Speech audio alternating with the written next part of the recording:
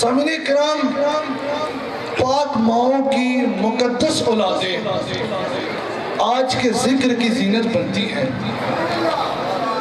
اور ہماری یہ تخلیقی مجبوری ہے کہ ہم اپنی زبان کو ذکر محمد و آل محمد سے سجاتے رہتے ہیں اور منافقوں کو جلاتے رہتے ہیں۔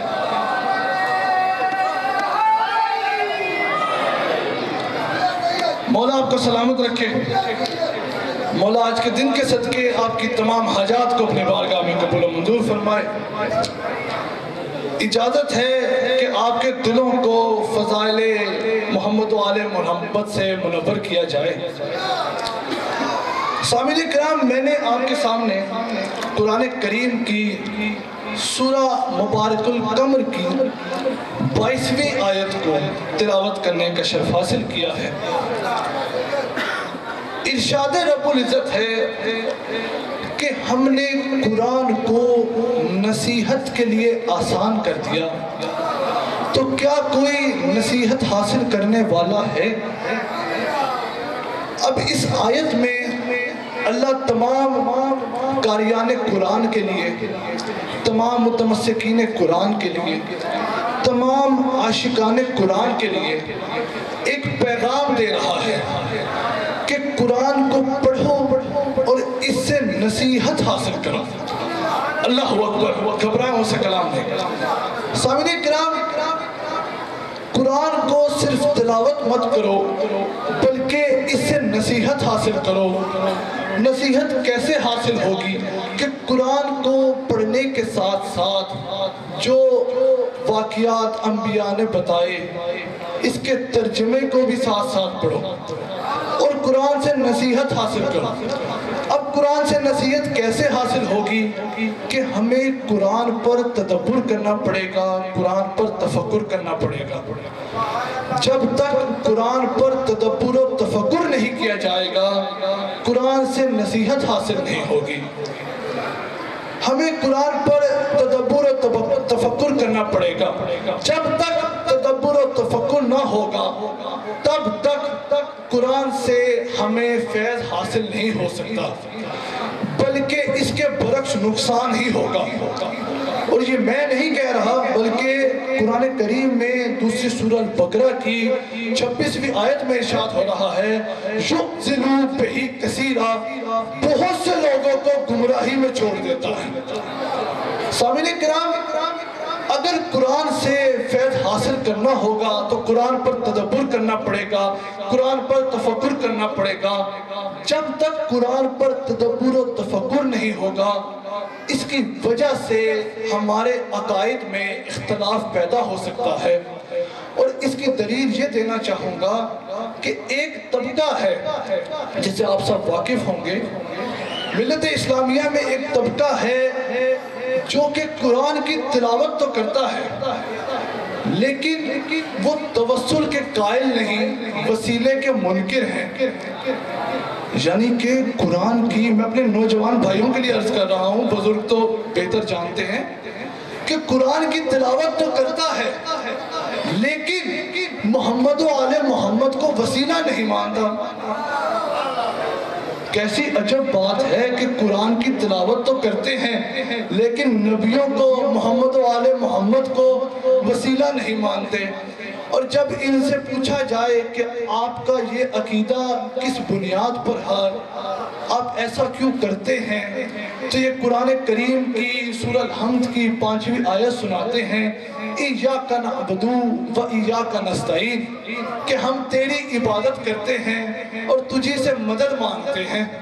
یعنی کہ یہ اپنے عقیدے کی عمارت کو اس بنیاد پر کھڑا کرتے ہیں کہ صرف اللہ کی عبادت کرنی چاہیے اور اللہ سے ہی مدد مانگنی چاہیے۔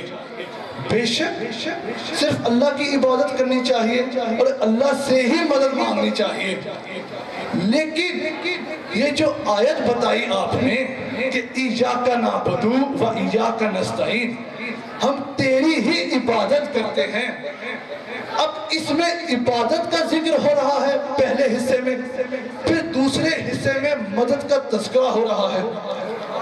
تو اجازت ہے ذرا پہلے حصے پر تھوڑی گفتگو کی جائے. سامعین کرام، پہلے حصے میں عبادت کا تذکرہ ہو رہا ہے. توجہات میری طرف کہ اللہ کی عبادت کیسے کرنی چاہیے، اللہ کی عبادت کرنے کا طریقہ کیا ہونا چاہیے، اللہ کی عبادت کس طرح کرنی چاہیے. جیسے دل کہتا ہے ویسے کرنی چاہیے، جیسے فکر میں ہو ویسے کرنی چاہیے. ارے بھئی آخر یہ اللہ کی عبادت کا معیار کیا ہے؟ تو تفاسیر سے معلوم ہوا کہ اللہ کی عبادت کا معیار ہے ذات حبیب خدا، رسول خدا، احمد مجتبی محمد صلی اللہ علیہ وآلہ وسلم. اللہ کی عبادت کا معیار ہے ذات محمد. نماز کیا ہے؟ عبادت ہے. عبادت کا معیار ہے ذات محمد. تو ہم کس طرح نماز پڑھیں گے؟ جیسے رسول نے بتائی. روزہ کس طرح رکھیں گے؟ جیسے رسول نے بتایا. حج کس طرح کریں گے؟ جیسے رسول خدا نے تعلیم کی. زکوٰۃ کس طرح دیں گے؟ جیسے رسول خدا نے بتایا. تو سامعین کرام، اللہ کی عبادت کا معیار ہے ذات محمد. اسی لیے تو بخاری میں حدیث موجود ہے کہ سچے رسول خدا نے فرمایا صلو کما رأیتمونی اصلی، تم اس طرح نماز پڑھو جس طرح مجھے پڑھتے ہوئے دیکھتے ہو. اب غور فرمائیے گا، بڑے اہم جملے پیش کرنے جا رہا ہوں کہ آج کل ملت اسلامیہ میں بڑی نمازیں پڑھی جا رہی ہیں اور نماز پڑھنے کے 5 طریقے رائج ہو چکے ہیں، جس میں 4 طریقے ہیں 4 اماموں والے، ایک طریقہ ہے 12 اماموں والا. الحمدللہ ہم 12 اماموں والے طریقے سے نماز پڑھتے ہیں.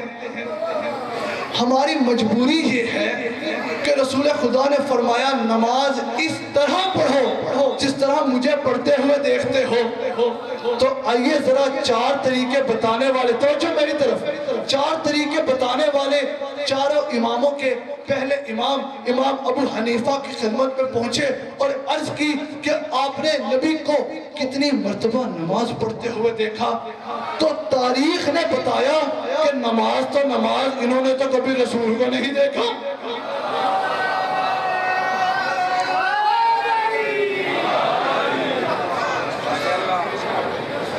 مولا آپ کو سلامت رکھے.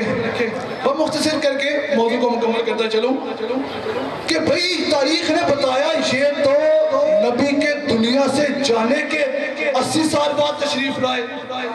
چلے دوسرے امام مالک جو کہ نبی کے دنیا سے جانے کے 90 سال بعد تشریف لائے. تیسرے امام شافعی جو رسول کے دنیا سے جانے کے 150 سال کے بعد تشریف لائے. چوتھے امام ہے امام احمد بن حنبل جن کا دور رسول کے دنیا سے جانے کے 164 سال کے بعد کا ہے. اب سامعین کرام، 4 طریقے بتانے والے چاروں اماموں میں سے کسی نے بھی کبھی رسول کو دیکھا ہی نہیں. او بھائی کیسے دیکھتے جب دنیا میں ہی نہیں تھے؟ اب سننا چاہتے ہیں کہ وہ کون ہستیاں تھی جنہوں نے رسول کو نماز پڑھتے دیکھا؟ مولا آپ کو سلامت رکھے.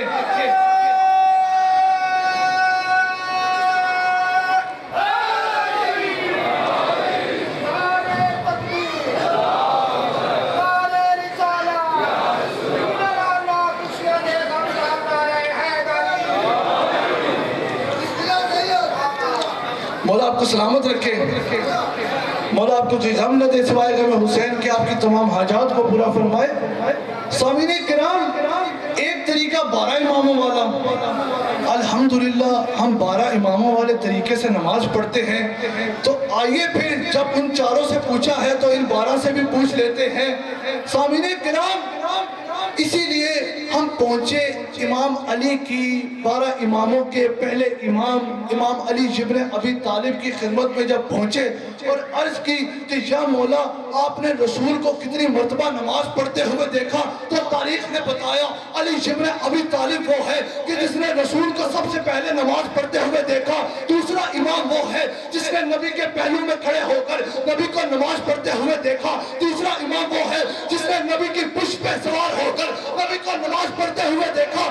ارے بھائی اب ہم شیعہ کیسے نماز پڑھتے ہیں؟ ہم اس طرح نماز پڑھتے ہیں جیسے ہمارے علماء نے بتائی۔ علماء ایسے نماز پڑھتے ہیں جیسے نواب اربع سفرہ اربع نے تعلیم کی، نواب اربع اس طرح نماز پڑھتے ہیں جیسے 12ویں امام نے تعلیم کی۔ اب 12ویں امام کا طریقہ نماز 11ویں امام جیسا، 11ویں امام کا طریقہ نماز 10ویں امام جیسا، 10ویں امام کا طریقہ نماز 9ویں امام جیسا، کیونکہ کیا کروں کلنا محمد ہے نا، اسی لیے تو 9ویں امام کا طریقہ نماز 8ویں امام جیسا، 12 کے 12 اماموں کا طریقہ نماز ایک جیسا، اسی لیے تو اب لوگ پوچھتے ہیں کہ مولا علی کا طریقہ نماز کیا تھا، تو بخاری میں روایت موجود ہے کہ ایک مرتبہ علی ابن ابی طالب نماز پڑھانے کے لیے کھڑے ہوئے تو اصحابہ کے مجمع سے آواز آئی، یہ تو وہی نماز ہے جو میرے نبی پڑھایا کرتے تھے، یہ تو وہی نماز ہے جو میرے نبی پڑھایا کرتے تھے۔ تو معلوم ہو گیا جیسے ایاک نعبد میں عبادت کا معیار ذات محمد ہے، اسی طرح وہ ایاک نستعین میں مدد مانگنے کا معیار بھی ذات محمد ہے۔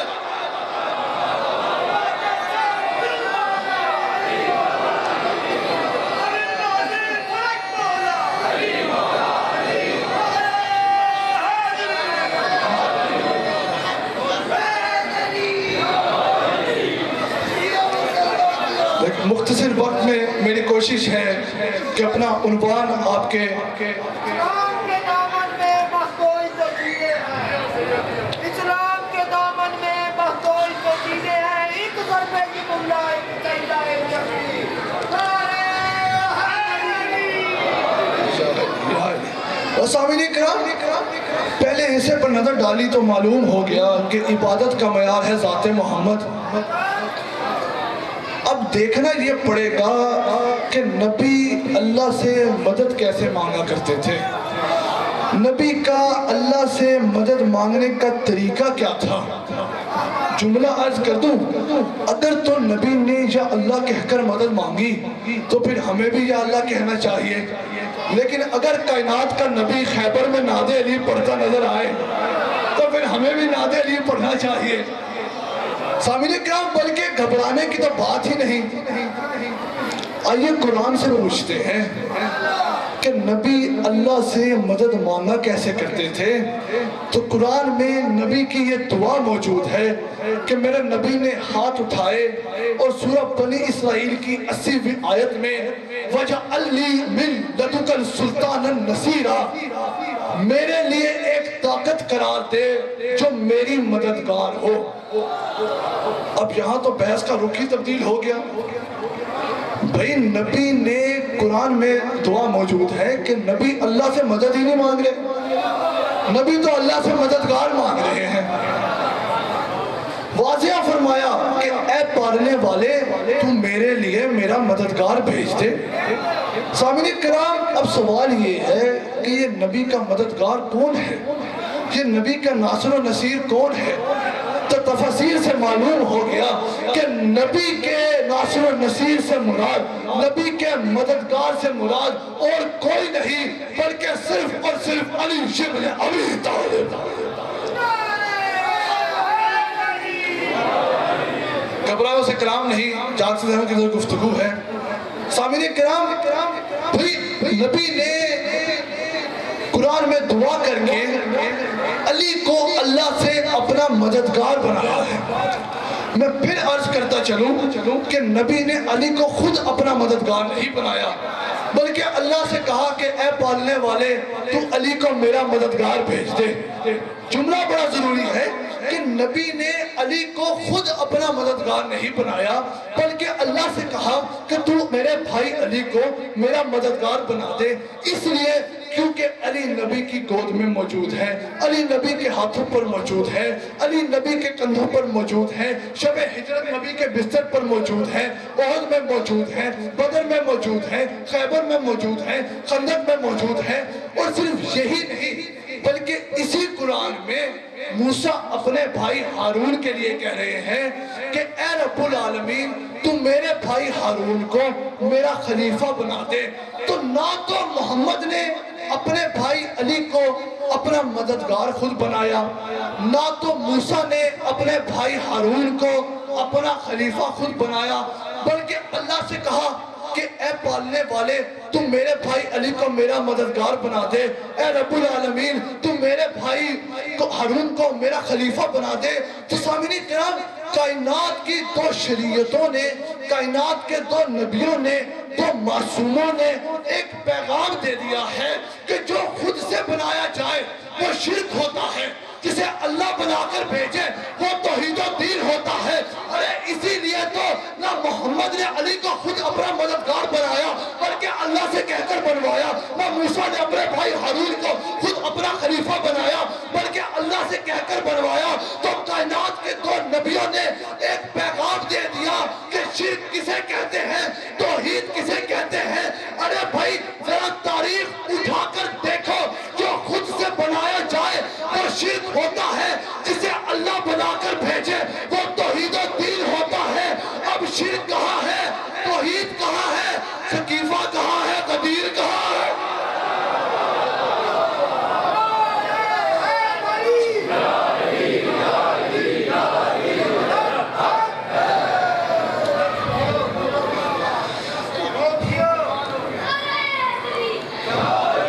مولا آپ سب کو سلامت رکھے۔ سامعین کرام، وقت کی قلت کی وجہ سے موضوع کا یہیں پر سمیٹنا پڑ رہا ہے۔ عزاداران مظلوم کربلا لوگ پوچھتے ہیں کہ جب مولا علی اتنے باعث شجاعت تھے، جب شہر علم کے در علم تھے، تو پھر ان پر اتنا ظلم کیوں کیا گیا؟ کیونکہ ان میں دو طرفہ خصوصیات ہیں، اسی لیے انہوں نے ظلم سہ کر بتایا کہ ہم بشر ہیں، اور آج تک کائنات کے مومنوں کی مدد کر کے بتا رہے ہیں کہ ہم نور خدا ہیں۔ عزاداران مظلوم کربلا، عزاداروں قرآن دعوت دیتا ہے تدبر کی، تفکر کی، لیکن قرآن صامت خاموش ہے۔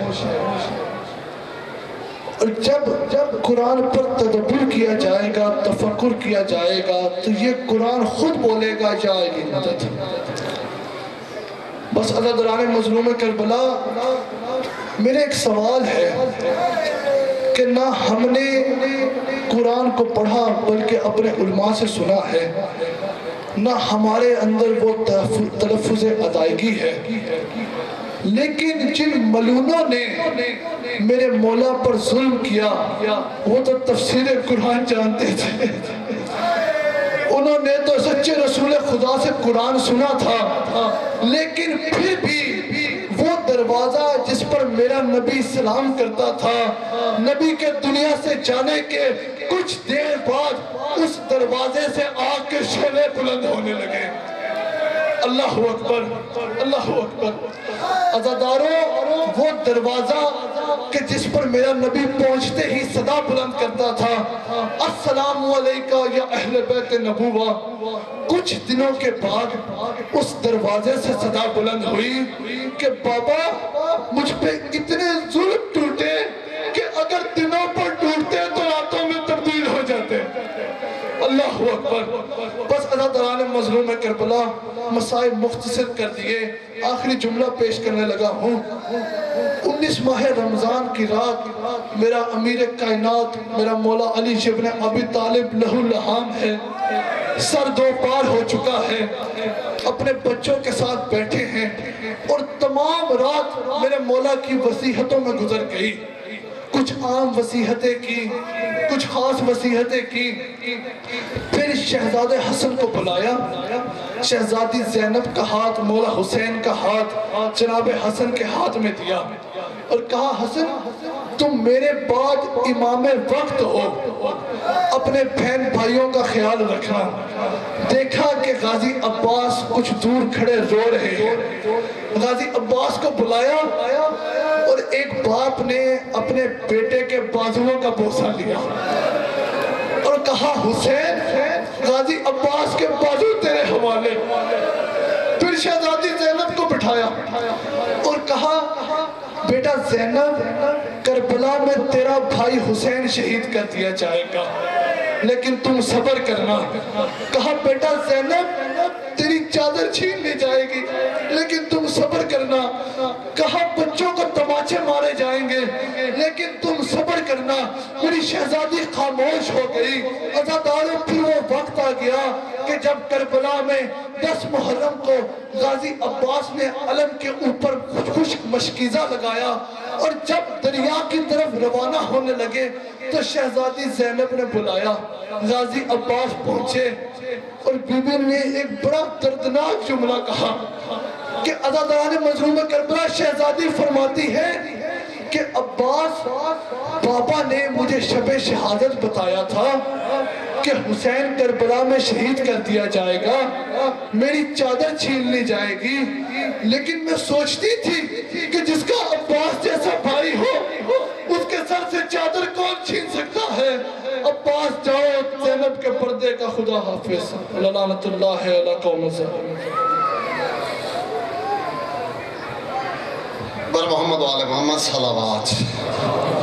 روتی آنکھوں سے دعا مانگیں کہ ہماری مرکزی ماتمی تنظیم صغرام امام حسین علیہ السلام کے مولا رزق وقت میں اضافہ فرمائے. ان کے جتنے معاونین ہیں مولا سب کے رزق وقت میں اضافہ فرمائے. سید وقار شاہ صاحب کے مولا عمر دراز فرمائے، اسے سلامتی عطا فرمائے.